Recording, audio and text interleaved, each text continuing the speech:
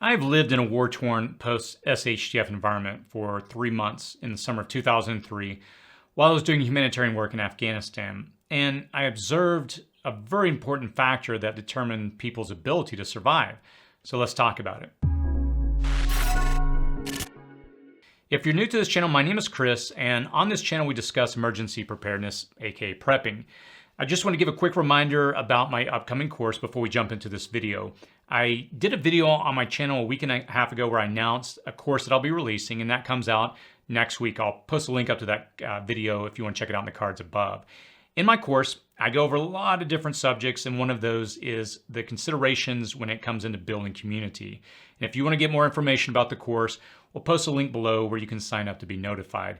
We're currently sending out emails this week, giving some more information, and you'll be alerted first when the course goes live next week on Monday. Now, in the intro, I mentioned my experience living in a war-torn nation and observing what gave people a survival advantage. I went outside of Kabul a few different times, and the one thing that stood out was that those that survived built a community. And in this video, we're going to discuss this subject matter in a lot more detail. We're going to go over 3 primary things. We're going to talk about why community is critical. We're going to talk about 2 types of groups you can build. And then we're going to finish up discussing the best time to build a group. So before we jump in, I'd love to get your thoughts and your feedback in the comments below. If you are part of some type of MAG, preparedness group, you've got some type of group built, what has your experience been like? Because I would love to get your feedback so the community can go down and read. And quite honestly, I always learn so much from you, the community, and I always welcome your feedback. All right, so the first point is why community is so critical. I led off this week with a poll on this channel, and I asked about your thoughts on what skills would be most valuable after disaster. And this poll was chosen to address this specific issue of community to really get the discussion going. And I asked this question: what are the most important skills to have in your preparedness group? Now, I had 5 different choices, and I'll run through them. The first one was military and/or firearm and tactical skill sets, and that came in at 4%. The next one was physician, EMT, nurse, or some type of other medical skilled individual. That one actually got the highest at 13%. The next one, well, the highest of individuals, and I'll explain this in a second. The third one was construction, mechanic, electrician, or some other trade skill. And the last skill set was a gardener, hunter, a forager, or some other food-related skill, and that one was the second highest at 9%. Now, the last one, the jack of all trades, this was kind of the catch-all, someone that is skilled in all of these above. That one came in at 70%. But as far as the individual skill sets, medical came in the highest. Now, let me start off with addressing a popular myth within this community. There's often a thinking that you can do it on your own. And I'm not referring to the poll selection of being a jack of all trades. I do agree with the poll. I think that every prepper should really aspire to gain skills across the board. But what I'm commenting on is the notion that you can do it on your own without anyone else's help. There are multiple problems with this type of thinking. If you become injured, no one's going to be there to help. There's no way that you can possibly know every critical skill. Well, there's no way that you'll be excellent at all the skills that a team would need. When it comes to security, you can't stay awake all day, and you'll need a team to help take turns watching over your home.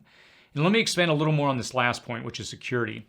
In a true prolonged grid down situation, there's really no way to secure an area around your home, your neighborhood, your property on your own.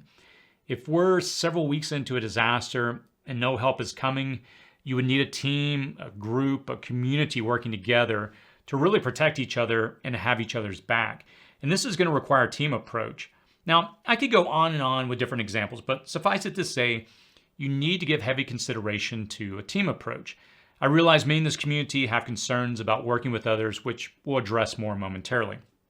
Now, the next point is 2 types of groups that you can build.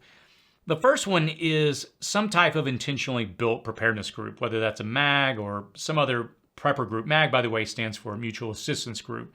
That's normally some type of group that you assemble with an agreement to help one another after a disaster. And this is usually composed of people with different types of skill sets, like what we mentioned in the poll, medical, military, mechanical skills, gardening, hunters. And this is a group that's normally formed with the express intent to help each other after disaster. These groups are typically, though, a lot more strict. They normally have rules, but they're usually better prepared for disaster than the second option, which we're going to discuss in just a moment. Now, in the past, I've normally personally steered clear of these type of groups for a few different reasons, but I also see the positive aspects of these type of groups, especially the ones that have rules.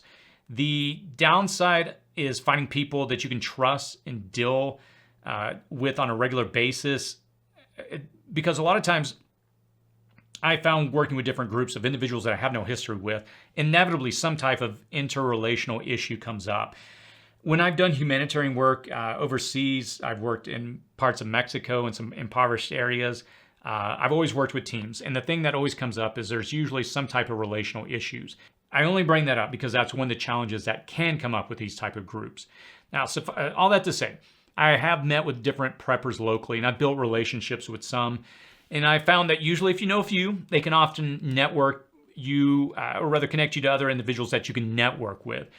And I found that usually if you have a good solid relationship with one, they're normally willing to at least talk to the group that they're part of and ask if it's okay to introduce you. So all that to say, it's kind of getting your foot in the door sometimes that I find helps you build that relationship that can build into a larger group. Now, I've used apps in the past like meetup.com to help me find prepper groups. I've looked at different prepper groups on Facebook. I haven't found any here locally. And you can also go into Google and type in, for example, your city name plus preppers, for example, Los Angeles prepper groups, New York prepper groups. And by the way, you don't even have to look for specifically prepper groups. You can find different groups like gardening groups, canning groups, these type of self-sufficiency groups that circle around these concepts that are tied into prepping. So normally if you get to become, get into these groups and you start connecting, you'd be surprised. A lot of times people are sometimes doing this because they are part of a preparedness group, but at the end of the day, their mindset is very similar. Now, I'll post a link in the to a video that I did a while back on building a mag, and I'll post a link to that up in the cards where I go into a lot more details if you want to watch that. Now, the second type of group is a loose group of people that you have a bond with, you've got trust with, you've got history with. This is normally your friends, your family, or your neighbors that you care a lot about. And in my opinion, this is probably one of the best routes to go. But in saying that, if you're building these relationships and you have them, it's best to not tell people, hey, let's be part of a mag, or let's build a mag, or let's be part of a preparedness group. Obviously, you got to fill people out. If there's individuals that you're close with and they're comfortable with that and they know you're preparing, that's a different story. But the point I'm making is build relationships, because if anything happens, these are probably the people that you're going to begin to pull in for help. And again, this is the approach I take.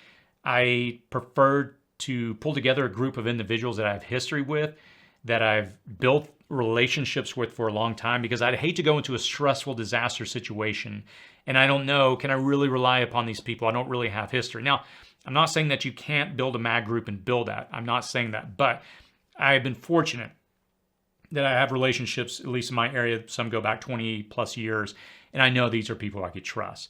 Now, in this scenario, you also have to consider, if you're building with friends and family that are not prepared, that if anything happens, you may be providing them with supplies they need. So you can either add more to your supplies, or you can help them on their journey build their own food supply, which would be one of the most critical items they're probably going to need if a disaster hits. Now, I would encourage you to decide on which approach you want to go with, rather build a mag or associate with friends and family. Now, again, those don't have to be mutually exclusive. You can build mags with these type of people, and some do. All right, now the last point is the question of when is the best time to build your group? The answer is when the grid is up, when things are good. It's critical that you have these relationships in advance before a disaster. If you've built a community in advance, this is the time when a disaster hits to really start pulling people together, communicating. I did a video about 3 or 4 weeks ago where we talk about different communication options on the market. And I've built plans with individuals locally so that if a disaster happens, we can communicate if the typical options, phones, internet is down. And it's in these moments that we find ways, and I would find a way rather to help them if something came up, hopefully bring them over to my house where I've got supplies. And if the power's down, electricity's down. And this is really where we begin to form that connection and begin to help each other. And hopefully your community is prepared, but if, like I mentioned a second ago, if individuals are not, you might need to actually prepare more in advance for them. Not a bad idea. Now, building community when things are bad, when the grid goes down, that's kind of the other approach. And if you haven't built a community and a disaster hits and we're in a prolonged situation, no help is coming, there's really two different scenarios where, as I mentioned, help is coming and help is not. You really have to decide which approach you're going to take. Do you want to help others around you? If the disaster is hit and no help is coming and you can tell people around you are not prepared and there's, people are clearly getting desperate, do you want to help these individuals? We had a video that I did a while back on this subject matter, and it was interesting, the engagement in the community. My advice is this: if you do help, use discernment, use OPSEC. I think helping people, there's advantages to it apart from the humane aspect of just helping. But, when we talk about compassion, these different subject matters, that's one thing that you have to consider. But my take is I would rather have allies around me as opposed to desperate people. If I can help someone and build that rapport and build that connection that, hey, I'm going to help you, can you help me? Versus someone that's over on the other side of my fence that's desperate. And there are some preppers I know, and that last video I talked about when I discussed this issue on the channel, some preppers actually mentioned storing extra food to help others in their community for this very purpose. Now, saying this, if you're going to help other people, do not expose your full supplies. For example, if someone needs water, there's nothing wrong with saying, hey, I've got a few extra gallons of water I can give you, versus saying, oh, you know what? I got 1,000 gallons of water sitting in my garage. I'm set. You're fine. I mean, don't expose the extent of your preparedness. Look, my experience in Afghanistan and what I saw really taught me that those that prospered in austere conditions, they had community. And I'll finish with this personal experience. When I moved to the area that I currently live in, I had no relationships. I didn't know anyone up here. And it was tough. I'd moved from San Diego where all my friends were. And when we came up here, we really began, my wife and I, to put ourselves out there, begin to join different local groups. A lot of more centered around our kids at the time. And it's oddly enough, now that our kids are grown up, I still have those relationships with a lot of those fathers that I built at a lot of birthday parties, having to sit around and bored out of my mind, but getting to connect with these different fathers. And a lot of them I still talk to. And what I encourage you to do is find ways that you can find commonality in different groups, different organizations in your area, whether that's religious groups, social clubs. Again, like if you want to look at different prepper groups on Meetup or other social media platform. Honestly, probably some of the best relationships I have right now with different fathers that I know if things went sideways, these would be the men that I would work with, is in my son's Boy Scout troop. I was about to say Cub Scouts. He was just one of the Boy Scouts.